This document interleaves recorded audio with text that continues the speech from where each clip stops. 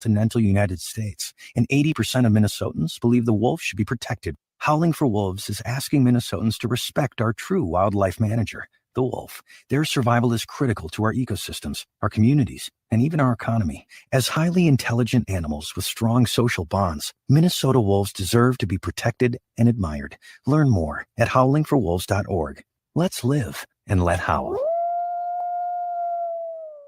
Navigating COVID while protecting yourself can be difficult. Fortunately, there's a hotline you can call with any questions. The Department of Indian Work St. Paul partnered with the Minnesota Department of Health to open the Twin Cities American Indian COVID-19 hotline. They provide information on vaccines, booster shots, and testing sites. Right now, booster shots are available to anyone over the age of 18 for those who are eligible. The Twin Cities American Indian COVID-19 hotline can also help with housing, food, medical, and educational support. If you or someone you know has questions about COVID-19, vaccinations, booster shots, or testing, please call 651-304-9986.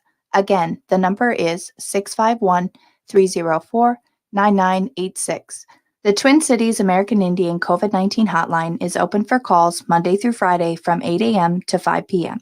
Call the Twin Cities American Indian COVID-19 hotline at 651-304-9986. Hey, Cudahy to all my friends and relatives in four directions. This is Robert Pilot of Native Roots Radio presents I'm Awake. I'm here to ask you for your support. Finding honest Native-centered news is not easy.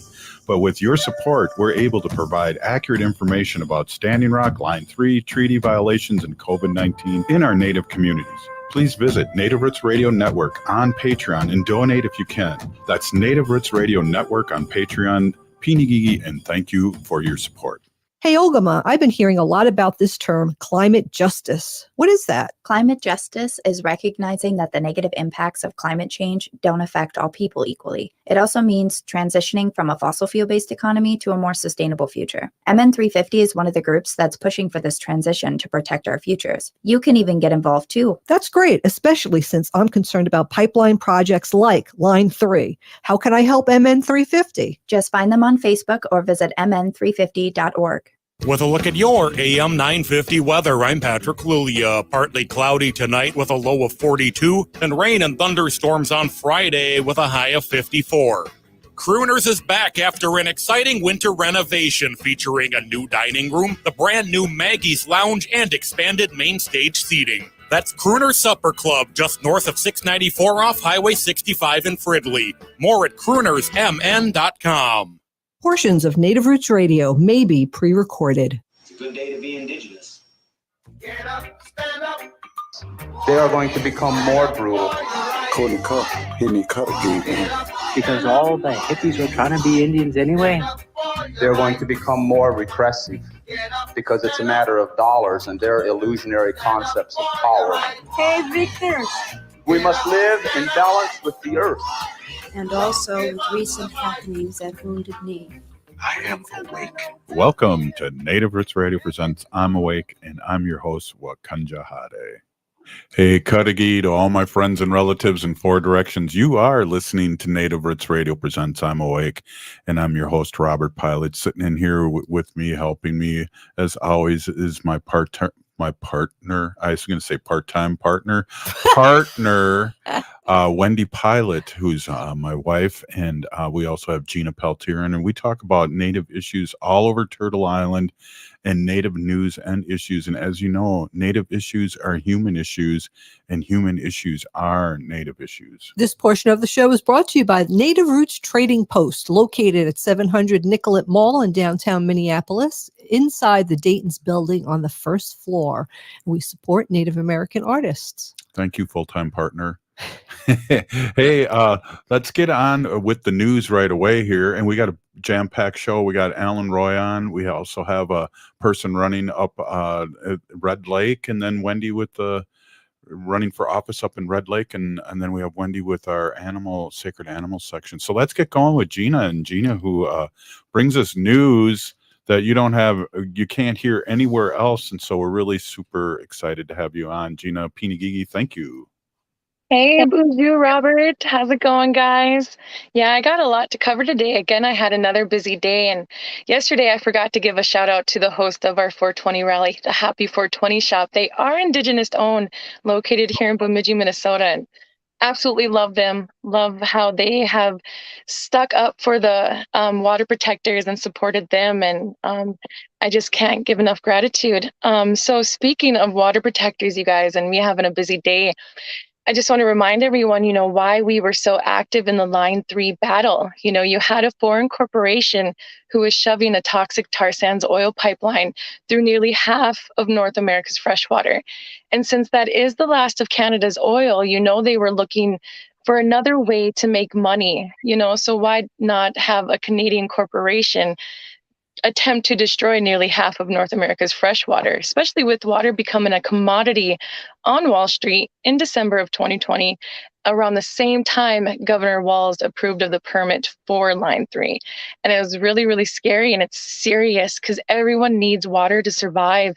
And so we had people from all over the world come out to help us stop this pipeline. We had people all the way from Austria, all over the country, from New York and California. And a lot of those people risked their lives and their freedom by getting arrested.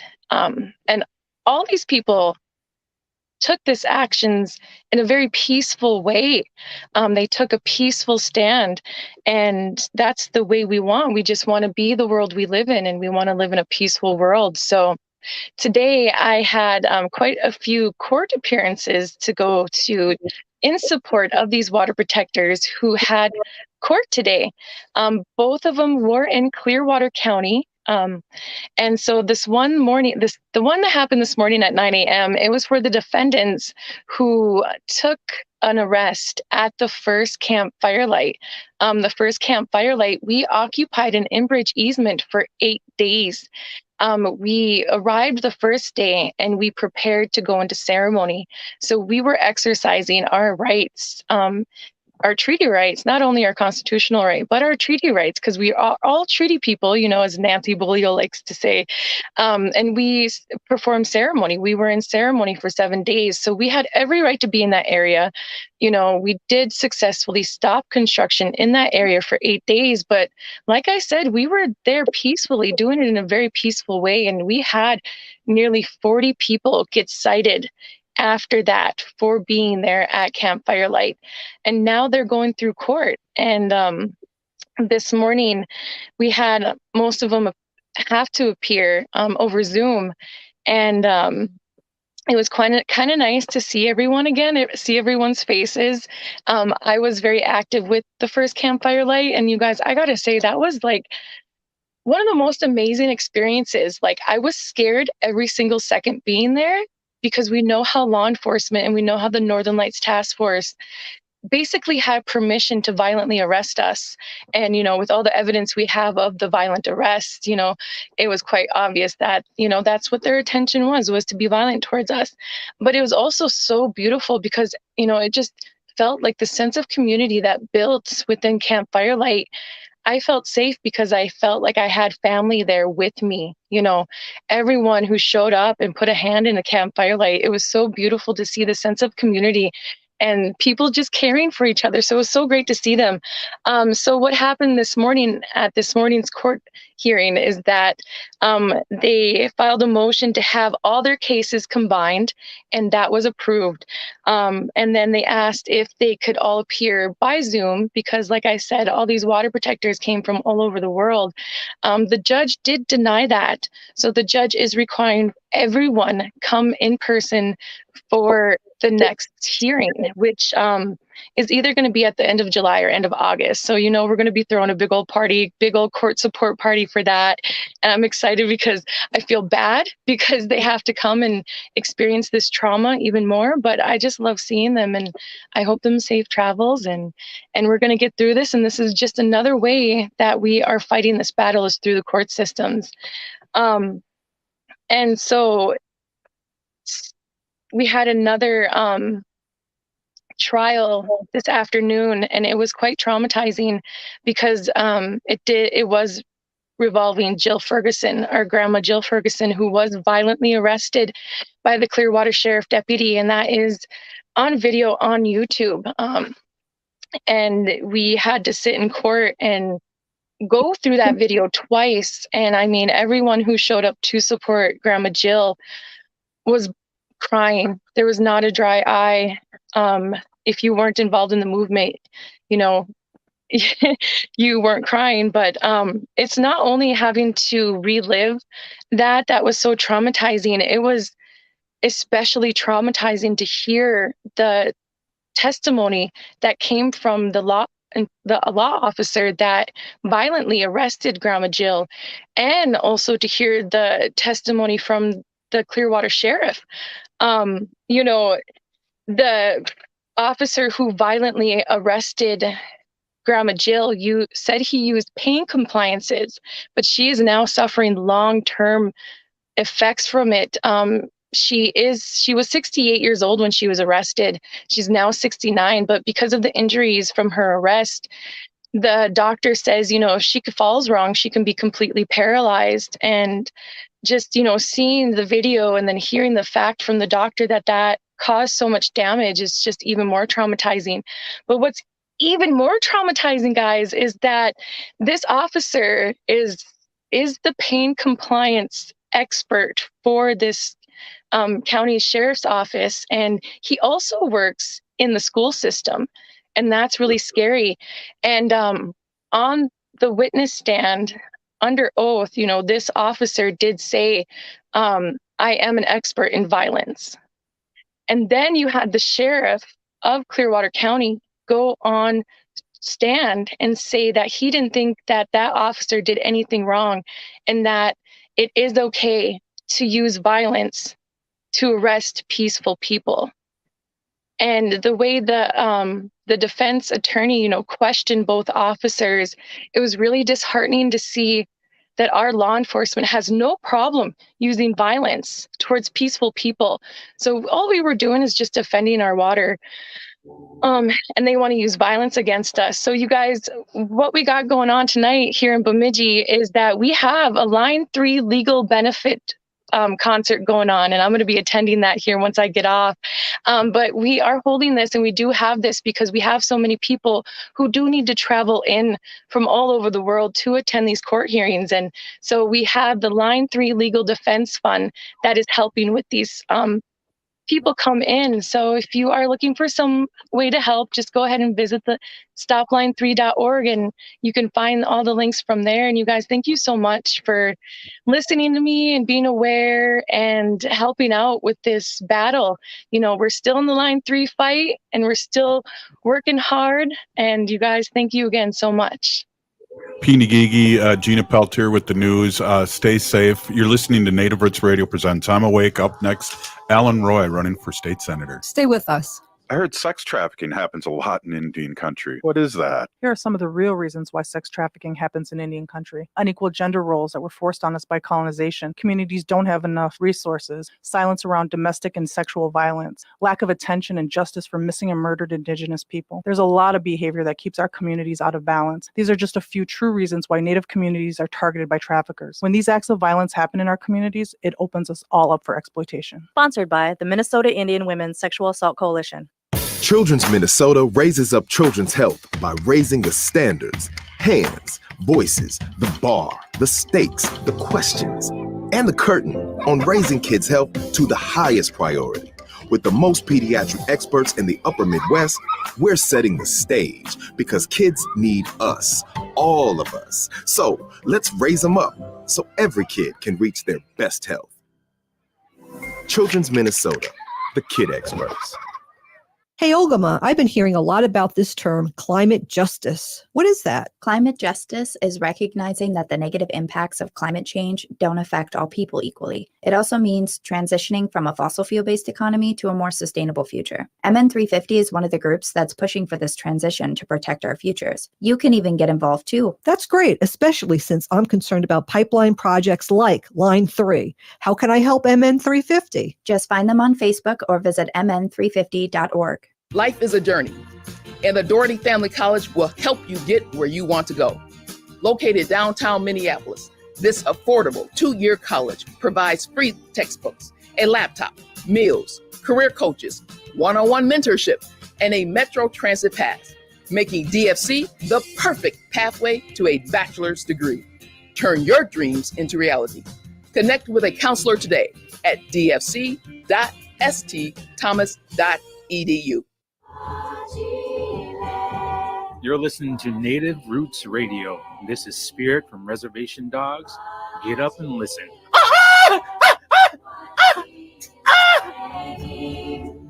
Welcome back to Native Roots Radio presents I'm Awake, and this is Robert Pilot. This portion of the show is brought to you by MN350, a grassroots organization fighting for climate justice. I always have to laugh when I hear the reservation dogs, spirit dogs say, hey, you're listening to Native Roots Radio presents I'm Awake. Hey, we are excited to have Alan Roy on, and Alan's running for state senator of District 2. And it's always really good to stop and check out how he's doing and also get his website out there because we need Alan in as a state senator. We need to flip this state. So welcome, Alan, if you're there. Thank you, Robert. This is Alan Roy. Just really honored to be on here again with you.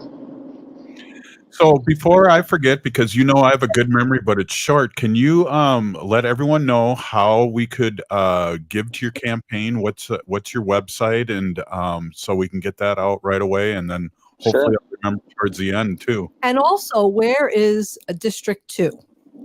Yeah, so I do have a website. It is www.royforsd2.com. And I'm also on ActBlue. If you just look for Alan Roy for State Senate, you'll also find me there. There are direct links there. Also on my Twitter feed, I'm at Alan Roy for MN, Alan Roy for Minnesota. I have links there you can go to. Also on my official Facebook page, Alan Roy for State Senate, facebook.com, Roy for Senate. You can also find me there and all my information and where you can donate and check out upcoming events. Senate District 2 in Minnesota here, it has been redistricted, Robert. When I first ran 2 years ago, it was a very, very different district than it is now. The district includes the White Earth Reservation, the entire White Earth Reservation, the Red Lake Reservation, and it has now expanded and includes the city of Bemidji and the entire Leech Lake Reservation. This is it's a game changer for my campaign and the two as a state senator, and for the two House seats that are up, House District 2A and 2B. My estimation is if you were a Democrat in Senate District 2 or Senate District 5 2 years ago, every Democrat, didn't matter who you are or were, we were about 15% behind. It was a very tough year for Democrats in rural Minnesota. By my estimates, we've picked up about no less than 10% off that 15%. And so we're within reach of flipping this district. I think we have a really good chance. I think 2A has an excellent chance. I think they're probably within 3 to 2% of flipping that seat. Then you got me around 5%. And so we just feel really, really confident, really, really excited to be able to run and help represent the people. Well, we're excited too, and that is a game changer that we have our relatives all in one area to be able to vote. Because I know there was a lot of people up there 2 years ago with Rock the Vote Native Style and the group Nancy Bolio was working with that registered 9,000 Native American first-time voters, and I think we're going to be up there doing that again. So this is really exciting news. Absolutely. Those Nancy and Rock the Vote Native Style and some other nonprofits in the area did an excellent job turning out the vote. I think if without their help 2 years ago, certainly it would have been we lost by even more. But having those folks involved early in the process, I'm saying like real early, as soon as the summer, getting voters registered, and putting election education material out there is all going to play a factor in how we turn out the vote. And I feel very confident that we can take 3 of these seats. It'll be quite literally, when you look at the map of Minnesota, it's very likely going to be, you're going to have the Twin Cities, you'll have Moorhead with Heather Keeler, and then you'll have Duluth, and then you'll have Senate District 2 in a sea of red. But Yeah. we're going to hold it down up here. No, and that we need that, and we need to flip the Senate, and so this is really exciting news. And I know there's a lot of buzz out there with the politicians that we have on the show that are excited that you're running again. And I know you had some health issues up there with your family, and we really put some tobacco out there and hope everything's okay. It's really takes a lot of courage for you to do this again, to run again. It's a full-time job, and we're really behind you down here in the Twin Cities and all over Turtle Island, because we're in Madison and Chicago and Milwaukee now, and we're all over the place live on the radio. Well, Native Roots Radio 2 years ago, and you guys were always there for the Native community. You're always there now. And thank you for the thoughts and prayers for my wife. She's been battling stage 1 breast cancer, and so our family, we encourage anyone out there that's has any questions about that type of cancer, to get it checked out early with your doctor. It's real important. She's going through her treatments now. We expect a full recovery here in May. And she should be all wrapped up by June, hopefully. And we're just very blessed to be able to have to be together. And I was asked to run. I was recruited to run this time. I think the state has recognized, and certainly the Supreme Court recognized when they did the redistricting, that this is a Native district. This is an Indigenous district.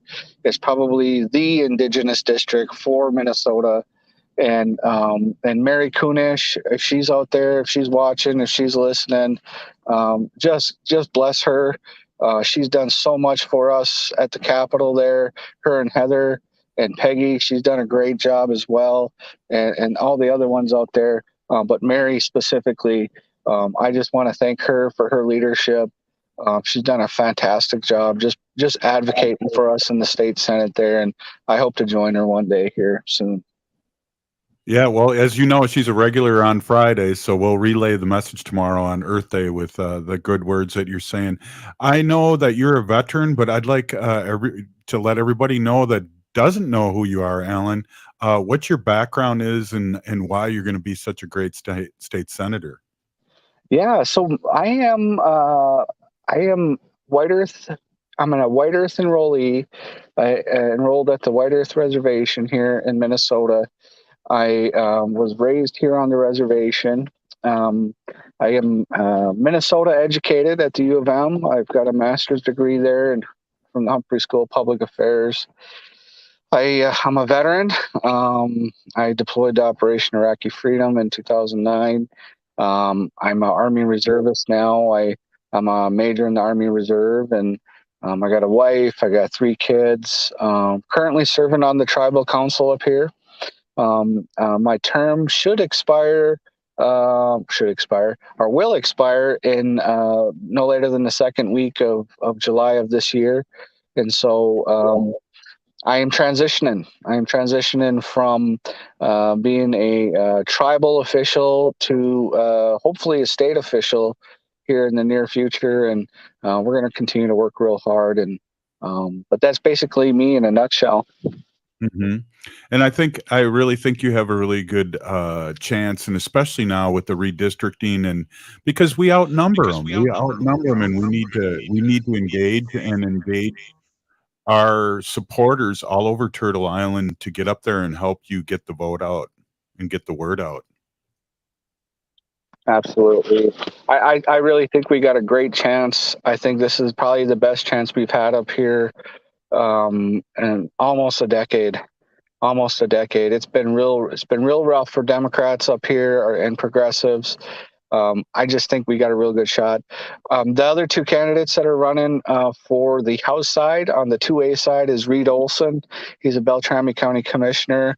And then you also have Jeremiah Lind, who's running for House 2B. And then also running for House 2B is Erica Bailey Johnson. She's a Red Lake enrollee, and she's also the Director of Sustainability. And so I encourage you guys to reach out to those candidates. Certainly, I think they would certainly like to try to support the Indigenous community.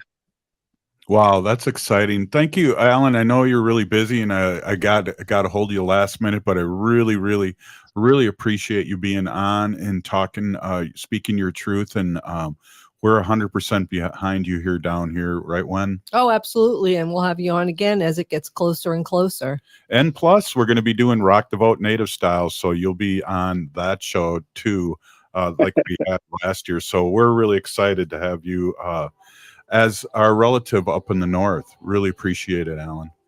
Thank you, Miigwech. Thanks for having me on, Robert. All right, we'll talk to you soon. Hey, that was great, Wendy, huh? Wow, definitely, we're excited. yeah. And, you have to sometimes run more. Everyone we've had on, it seems like has run at least once and lost and come back. And so here he is, and people asked him to run. So we're really excited to have Alan on, and Alan running up there in the deep north. That's right.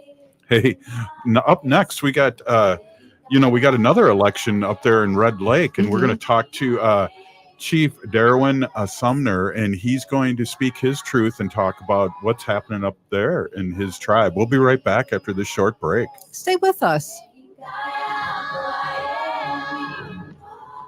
Hey, Wendy, what are we doing for dinner after the show? How about we go to J. Selby's on 169 Victoria Street in St. Paul? They have a delicious plant-based menu that's compassionate and environmentally sustainable. I'm getting their spot-on vegan Big Mac, the dirty secret. You can pick up and they deliver within a 5-mile radius, or you can call them at 651-222-3263 or visit jselbys.com. Well, you sold me one. Let's go order at J. Selby's tonight. I'm hungry. Life is a journey, and the Doherty Family College will help you get where you want to go. Located downtown Minneapolis, this affordable 2-year college provides free textbooks, a laptop, meals, career coaches, one-on-one mentorship, and a Metro Transit pass, making DFC the perfect pathway to a bachelor's degree. Turn your dreams into reality. Connect with a counselor today at dfc.stthomas.edu. When we heal from our traumas, When we face our fears, let go of our addictions, when we relearn our values, when we live our teachings, respecting our elders, cherishing and honoring our children, when we honor and take care of our spirit, there will be no room left for sexual violence. Sponsored by the Minnesota Indian Women's Sexual Assault Coalition. J&S Bean Factory is a native-owned, community-supported, cozy, artsy coffee shop which offers roasted on-site beans, live music, and baked goods. Relax in the beautiful outside patio. City Pages writes, voted top 10 coffee shops. Tucked into a quiet corner of St. Paul's Highland Park neighborhood, this coffee shop roasts beans on-site from the best coffee-growing countries in the world. Located at 1518 Randolph Avenue, St. Paul. The good stuff. Navigating COVID while protecting yourself can be difficult. Fortunately, there's a hotline you can call with any questions. The Department of Indian Work St. Paul partnered with the Minnesota Department of Health to open the Twin Cities American Indian COVID-19 hotline. They provide information on vaccines, booster shots, and testing sites. Right now, booster shots are available to anyone over the age of 18 for those who are eligible. The Twin Cities American Indian COVID-19 hotline can also help with housing, food, medical, and educational support. If you or someone you know has questions about COVID-19, vaccinations, booster shots, or testing, please call 651-304-9986. Again, the number is 651-304-9986. The Twin Cities American Indian COVID-19 hotline is open for calls Monday through Friday from 8 a.m. to 5 p.m. Call the Twin Cities American Indian COVID-19 hotline at 651-304-9986. Hi, Minnesota. This is Tom Hartman. Join me every weekday from 11 to 2 for in-depth analysis of what's happening in politics today on AM 950, the progressive voice of Minnesota. Being in the Army National Guard is about more than serving your country. It's about being there for your community when your neighbors need you most. The Army National Guard makes college affordable, and serving part-time can help you graduate debt-free. Do you want to stay close to friends and family? The Guard allows you to serve close to home. Serving part-time in the Army National Guard lets you have the life you want. Learn more by visiting nationalguard.com. Sponsored by the Minnesota Army National Guard, aired by the Minnesota Broadcasters Association and this station. With a look at your AM 950 weather, I'm Patrick Lulia. Partly cloudy tonight with a low of 42, and rain and thunderstorms on Friday with a high of 54. It's tax season, so maybe you have taxes on the brain. At Warner Stellian, we do too. Only we're thinking about our tax-free rebate to save you 7.5% on thousands of in-stock appliances. This is an exclusive offer and it ends soon, so shop now at warnerstellian.com. Hi, I'm Jane Fonda, and you're listening to Native Roots Radio. And we're back to Native Roots Radio presents I'm Awake, and this is Robert Pilot. This portion of the show is brought to you by the Minnesota Indian Women's Sexual Assault Coalition. Hey, thanks, Wen. Hey, I am so excited. We have Chief Darwin Sumner, who's running for chairman of the Red Lake Nation, and he's a descendant of 7 hereditary chiefs, which goes way back to 200 years, Wendy. Wow. And Chief Sumner is here to shore up his platform for improving life, not only on Red Lake Nation, which is totally excited, and we have so many people listening to us from Red Lake Nation, members off the reservation, but also share how you'd like to impact the lives of all American Indians people by addressing country, state, and county and state and federal things. I am really excited to have you, Chief, on. Thank you so much for stopping by Native Roots Radio. Who? Oh, Miigwech, Robert. Bonjour. Thank you for inviting me. I'm honored to have this time to speak on Native Roots Radio. As he says, my name is Chief Darwin Sumner. I'm a hereditary chief of the Red Lake Nation. I'm also a husband, a father, and a grandfather. I've lived my whole life on the Red Lake Nation homeland, 63 years on May 3rd, except for 3 years when I was serving in the United States Army, 1979, 1982. Oh. In Red Lake, we have 2 forms of tribal leadership. Traditional, made up of hereditary chiefs, and political, made up of elected officials. Hereditary chiefs provided guidance to elected leaders to ensure traditional values were upheld. I stepped in the role of hereditary chief when my father, John Sumner Sr., was called home, and as my great-grandfather would say, by the master of life. Being a hereditary chief is one of the greatest honors an individual can be given, not because of a title, but because the honors in serving your people. You may wonder why then I would run for chairman. When political agendas silenced me as a chief, I realized I could not be effective in this role, and I was reminded my role is not connected to a title, but to a commitment to the people. As a chief, I began to hold people accountable who were over our tribal programs and businesses. On numerous occasions, I was silenced as a chief. I realized the only way to advocate for my people was being elected as tribal chairman. My belief that I was being silenced was validated when I announced my candidacy, and the tribal council voted illegally, according to our tribal constitution, to remove me as hereditary chief. This assumption that they felt they had the power to do was an abuse of political power. I realized at this point the Red Lake Tribal Council believed they had the right to do this to the hereditary chief. What are they capable of doing to all Red Lake tribal members? It is then I realized without any doubt what I needed to do. Even though I was born and raised to fulfill the commitment of being a chief, I did not sit back and wait until I was a chief to begin serving the community and the people. In fact, besides being a chief for the past 6 years, I have also experience in leadership that make me the best candidate for the Red Lake chairman. These experiences are I was tribal secretary for a year and a half, Red Lake school board member for 4 years, I'm on a Red Lake Athletic Commission, Red Lake Gaming Board, Red Lake Ceded Territory Advisory Committee, Red Lake Appellate Court Judge. I am a United States Army serving now as a member of the 3-Star Warrior Society out of Obashing. To my fellow veterans who have served and fought for a right to be free, I want to say, Chimigwij, a big thank you to all the veterans. I've worked in various capacities within the community, including construction, and I did work on the Viking Stadium for 2 years. Incorporating nutrition to healthy traditional foods and lifestyles, youth empowerment, promoting Red Lake youth to live healthy lifestyles through outdoor experiences such as fishing, trapping, hunting, foraging, medicine identification. I was on a suicide prevention team and intergenerational learning mentorship through teaching and promoting the Anishinaabe worldview.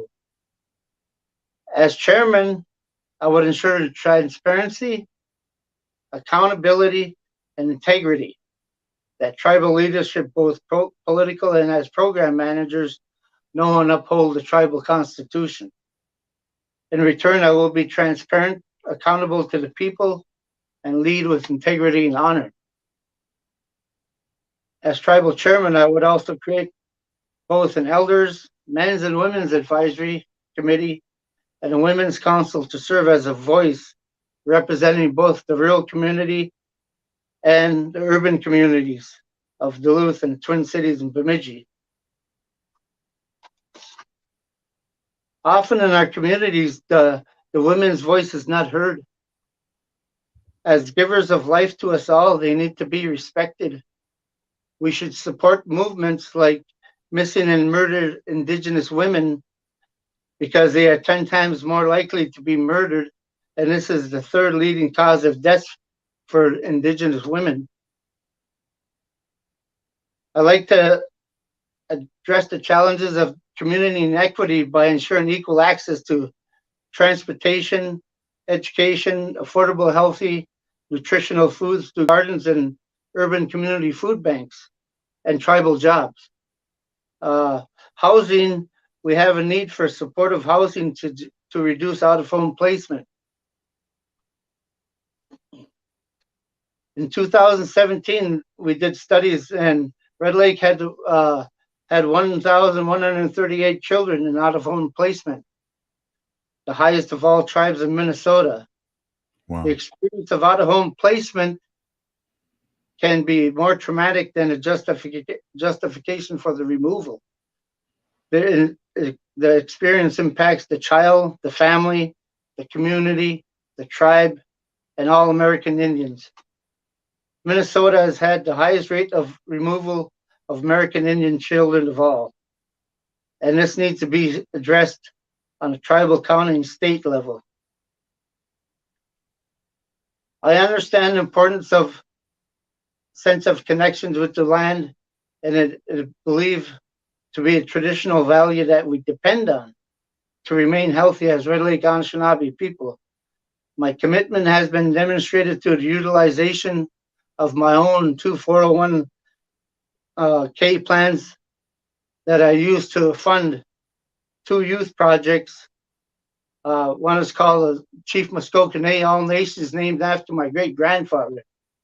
And because I believe that our youth are worth every penny that we can spend on them. And yes, my community members, I will bring the same commitment into this role, and I will uphold our Constitution. I will be your voice at a local and national level and will always have the best interests of the Red Lake Nation in my heart and mind. So, Wow, that's beautiful, Chief Darwin Sumner.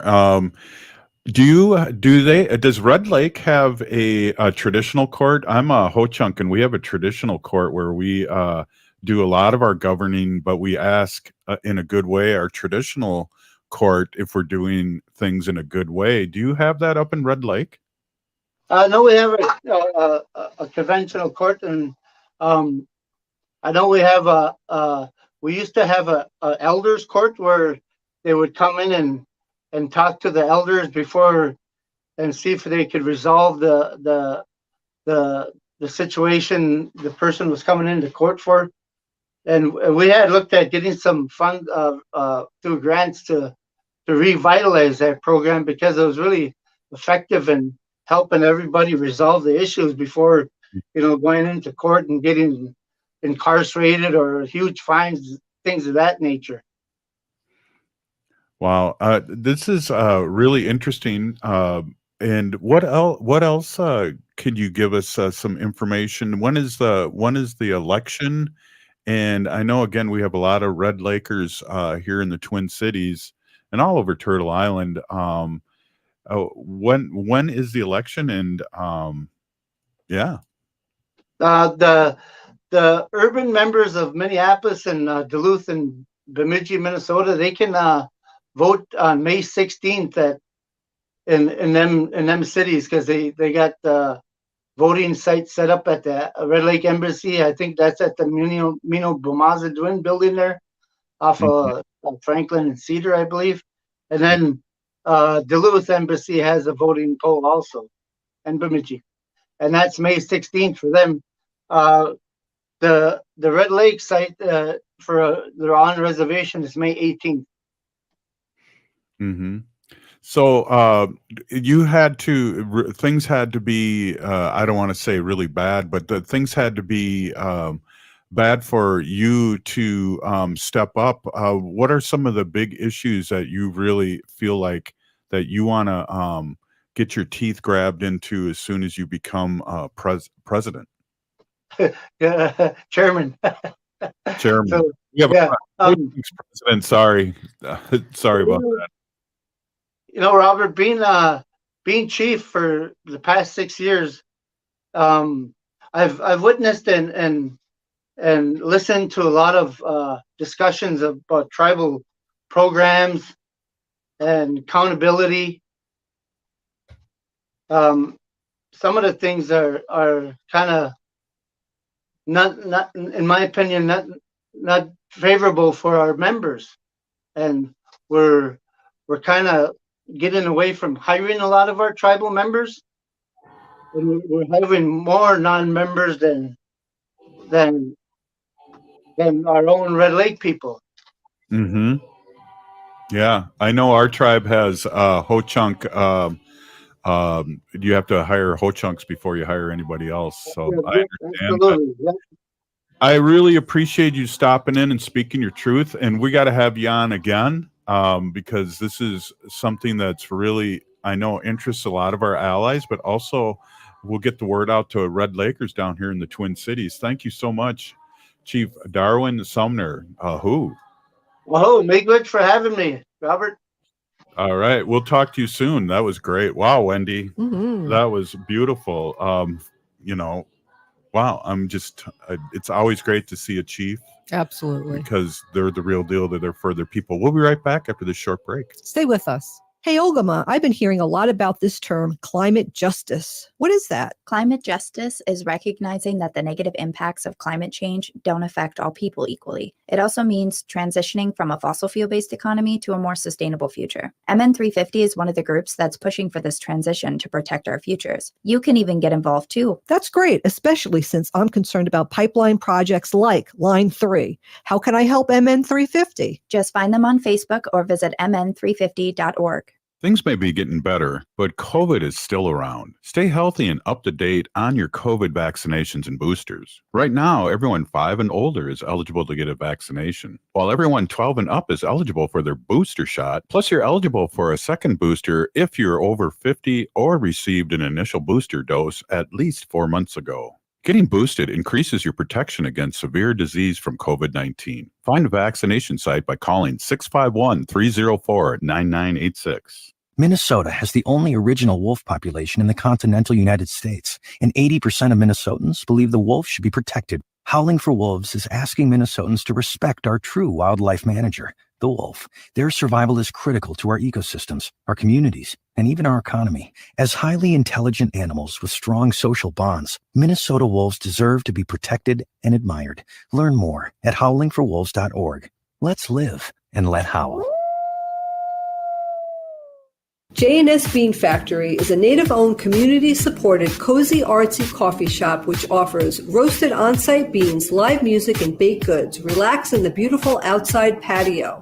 City Pages writes, voted top 10 coffee shops. Tucked into a quiet corner of St. Paul's Highland Park neighborhood, this coffee shop roasts beans on-site from the best coffee-growing countries in the world. Located at 1518 Randolph Avenue, St. Paul. The good stuff.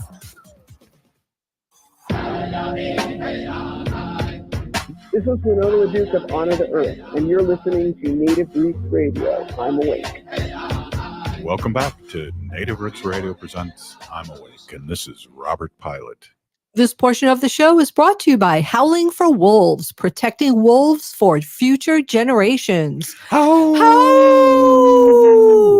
That's a strong one, Wendy. Yeah. From your COVID. I got you're getting over your COVID. Wolf from within. Yeah.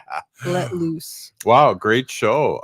Real interesting to hear. Very interesting. I really like to listen to candidates, no matter what level they're campaigning for. Yeah. And I just always like to hear what their beliefs are and what's important to them and what's important to their constituents. So well, I just want to read this real quick. Roger put this up on our Facebook Live feed, and it's really important because I know at the Capitol we're having the same thing on May 5th. Is MMIW kind of Memorial Day all across the country. And there's a rally of MMIW and Memorial March on May 5th, 2022 in Grand Rapids, Michigan. And we get people listening to us from out there too. Starting at noon, all supporters are welcome. And it is at the oh geez. All right, here we go. New Park, 220 Front Avenue, Northwest Grand Rapids, Michigan, 59504, North Pearl Street, adjacent to Gerald Ard 4 Presidential Pearl Street, exit off 131. I just butchered that, but it's in Michigan, and we'll probably be bringing that up again. Thank you, Yes. Roger, for bringing that up because it's getting close to that time. Even though it's winter here, May is coming up really quick. Really quick. Yep. So, hey, Wendy, thank you so much. I know you're doing a lot of stuff today, and it's very important that you do your sacred animal section. Thank you. And it's very important, and I'm just going to sit back and listen. Yeah. Okay. Welcome. Introduce Thank you. yourself. Oh, Hi, everybody. My name is Hanaji Hihani. That means cares for them. And as everybody knows, I was given that name by my Dega, which is spelt Tega, like T like Tom, AGA. And in Ho-Chunk, that means uncle. So my uncle Curtis, he goes by Mashke Hanajingo, which means walks on white clouds. So as always, Curtis, thank you. I'm a humane policy volunteer leader for the Humane Society of the United States, and I work on animal issues at the local and state level, and it's always my pleasure to do that. And I'm really excited. I have good news and I have bad news. So I'm going to start off with the good news. So the good news is we have breaking news. I just want to have to give a really quick background. So the wolves were off the endangered species list. Now they're put back on. So they're on. The wolves are back on the Endangered Species Act. There's like 1 or 2 states that they're not on, but in Minnesota they are on. the Endangered Species Act. That means that they're protected and people cannot trophy hunt them. Yeah. The thing is if they get taken off the endangered species list for any reason, let's say a new administration comes in and just says they want to kill wolves, they could easily take them off the endangered species list. And if that happens, if they get off the endangered species list, Minnesota is required to have a mandatory wolf hunt. How crazy is that? Required to have a mandatory.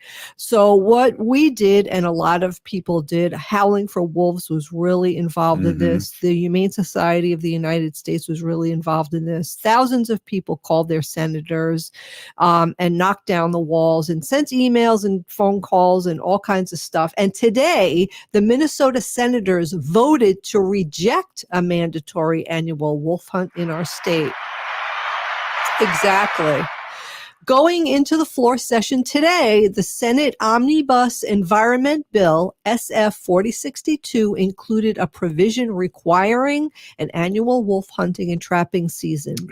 Thanks to all of you out there who I just mentioned who spoke up, we pushed back hard all season against this mandatory hunt.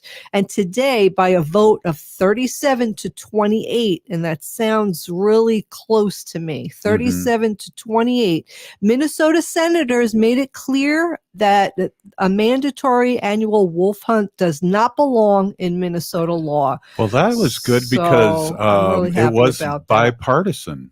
Because, as you know, the Democrats or the Republicans outnumber the Democrats as our state senator. Yeah, when I did Humane Lobby Day, that the Humane Society of the United States sponsors, and in other states they have Humane Lobby Day. So if you're interested in that, just Google Humane Lobby Day and the state that you're in. And the Humane Society of the United States has these where you can go and you could speak to your senators and you could talk about different bills. And this is one of the bills that we talked about during Humane Lobby Day. So I really feel good that I was able to, speak to our senator. I spoke to Erin Murphy and talk to her. And she's awesome. She's all about the wolves. She wants to save the wolves and she knows how important they are. So I'm really happy to bring that news. I have bad news now. Oh, I don't have a boo button, but I'll boo. Boo. Yeah. So I don't know if everybody has heard of this, but we have right now in Minnesota and elsewhere in the United States, the avian influenza, which is the bird flu. And it's really bad. And I don't think that they're giving enough news about this because I don't really hear it really a lot on the evening news. Over 1 million Minnesota birds, mostly turkeys, are hardest hit here in Minnesota, have gotten the flu, this flu. Now, what happens is if one bird or two birds get it in a whole big flock, and you know how they keep these animals on the factory farms, the turkeys and the chickens inside these buildings, and they barely have ventilation enough just to keep them alive. Anyway, they get the flu. So over 1 million Minnesota birds already, mostly turkeys, have gotten this influenza flu. The bad thing is that how they put these birds to sleep is that they get these trucks with this kind of foam and they just spray the whole inside of the building where all these birds are, and the birds essentially just suffocate. They die a horrible death, and that's what happens. One of our listeners here, Kathleen, just said 17 million in one state. We had to kill 2 million ducks in Canada. She also said that we should don't put your bird feeders out. And that is true. I'm on the University of Minnesota Raptor Center website right now. And yesterday they put kind of a press release. So you could go on the Raptor Center, College of Veterinary Medicine. the University of Minnesota, and they have a whole big long list of what to do and what not to do. The current strain being transmitted right now is highly pathogenic form of the H5N1 strain, which has global agriculture trade impacts for the United States and can have severe impacts on susceptible birds of many species. Right now, they're really worried about the waterfowl because they can carry and shed this virus without any symptoms. They're also worried about the raptors, the eagles and owls, and they're not very sure right now how it's going to affect our songbirds. So they're really worried about bird feeders, and they're asking everyone to put in their bird feeders so that the birds don't flock all together and eat from the same place, because this flu is spread through feces and saliva. So that's how it gets transmitted, and it's very highly contagious. So I'll be bringing up more of an update on this as it goes on, but it just seems that more and more farms here in Minnesota that have birds and turkeys are being affected by this horrible avian flu. You know, you mentioned today, I think this morning, that some owls close to us. Yes, I have to get that article. I'll bring it up tomorrow. Yeah, tomorrow's definitely. Fun Friday. Maybe we'll wait till Monday. It's Earth Day tomorrow, so it's okay. nothing fun about it. Okay. Hey, we'll be right back. No, I guess we won't. If you're listening to the show, you're part of the resistance. We need to resist, divest, join a group, and run for office. We're still here. We are the 7th generation. Free Leonard Peltier. Hi, I'm Scott Peterson with the Minnesota News Network, inviting you to join us this week for Minnesota